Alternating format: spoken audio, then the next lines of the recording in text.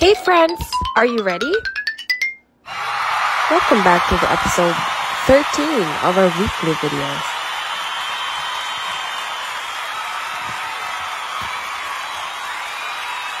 Enjoy! Hi! How are you? How's your day going? Are you like me? That asks like a lot of questions but can't seem to find the answer to? Don't worry, have faith. Because we're from the Surrey, Filipino Seventh-day Adventist Church Children's Ministries. We're together with loving Christians. We learn to love Christ and love like Christ. And we have answers for facing diseases in your city. How to avoid illness in our cities, or in general.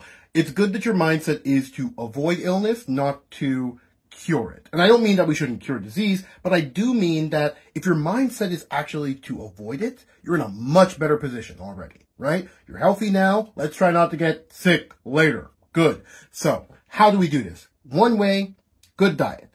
Find something that works for you. It'll look different for everybody, but one thing that's always worked for me, as an Adventist, has been vegetarianism, cutting out all that meat and stuff like that. Now, that's not to say that meat can't be healthy, but for me, it works. Another way to deal with it is cutting out things like salts or too much sugar. Sugar is a hard one. These are things that you got to be aware of, right? I can't tell you what the perfect diet is, but you, with help of a nutritionalist or your doctor or whatever, and even your family, can put together a meal plan that works for you. Takes out all the complicated stuff. Heck, if you love to cook, this is a perfect thing for you.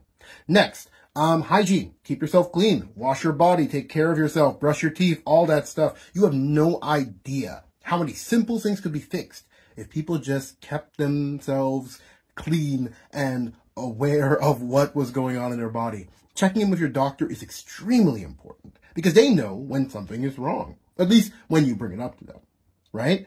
If you're worried something might be up, it's a good thing to go off and talk to your doctor. The third thing I will say, and this is on the spiritual element, which, you don't want to get too bogged down with other things and forget the spiritual element of these things. Meditate. And I mean meditate on the word, right?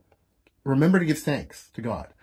This won't necessarily mean that you will be physically better because of any of this type of stuff, but it can definitely help you manage your stress by taking some moments to focus on God every morning, maybe every evening, whatever the time is. It will help. In fact, the reason we have the Sabbath, the reason the Sabbath works so well is because it helps us to take what many people would call a parking space in time, right? A period of time where we don't think about the schoolwork we have or the work we have or the financial troubles we have. Instead, we recenter and we focus on God because He is our ultimate goal. Our communion with Christ is our ultimate goal. And by focusing on that, we keep ourselves focused on what really matters. And it can help us manage our stress. So, eat well, stay clean, meditate on the word. I'm also going to put in stay active. I know that can be hard because there's so much stuff going on in your life. Sometimes being active feels like the least important part. But oh my goodness, in a world where we're staring at screens and sitting down all the time, we gotta stay active. Go touch some grass or something, man. It's good for you. We are not meant to be bogged down and clogged up or whatever. We were meant for a beautiful, wonderful garden. When you consider the story of Adam and Eve, we were meant to eat wonderful, great, fresh foods. When you consider Adam and Eve, and we were meant to be in communion with God. All of those things will help us to become healthier and avoid illness. Use your hand sanitizer. Wash your hands. Thank you. Facing hopelessness in your city. Hey, so your question is, where can we find hope in a hopeless world? Okay. The obvious answer is Christ. That is where I find my hope. I'm able to say, you know what? No matter how bad things get, no matter how terrifying things are, there is a God in heaven and He loves every single one of us.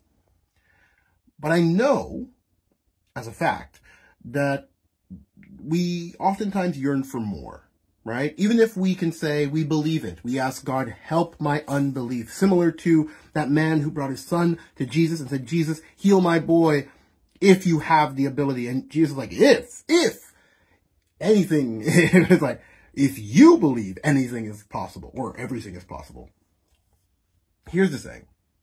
I think a couple great men said some fantastic stuff. Mr. Rogers, famous Fred Rogers, of the Mr. Rogers Neighborhood TV show, mentioned about looking for the helpers. If you look for the helpers, that's one way to see that there's hope, right? But I'm also going to add, don't delude yourself into thinking that we are so far from God that his influence can't still affect us, right?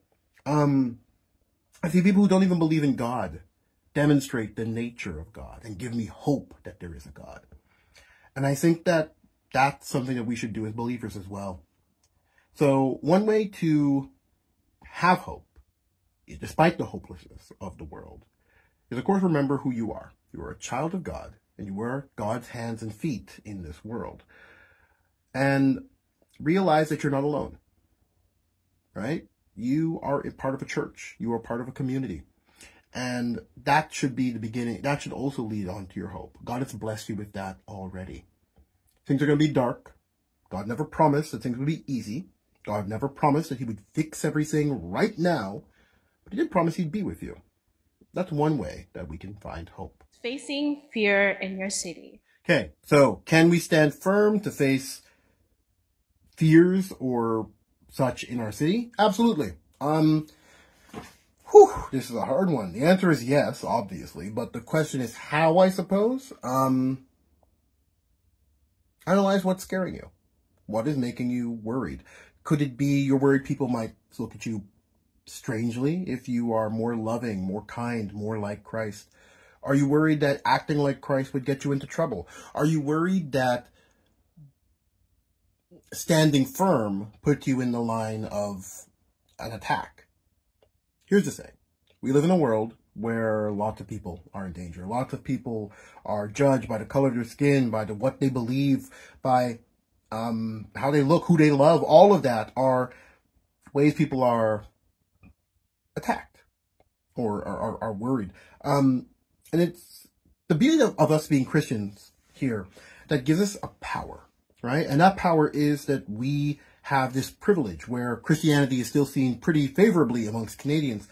And we should use that to help, right? Whether that is somebody who we ultimately don't agree with them deep down, but we do know they're a human being. If we see somebody's rights being taken away, we as Christians should be the first people to say, no, that person is loved by God and should be free and should be given liberty. That doesn't mean you need to agree with everything. It means instead you must defend the humanity of those around you.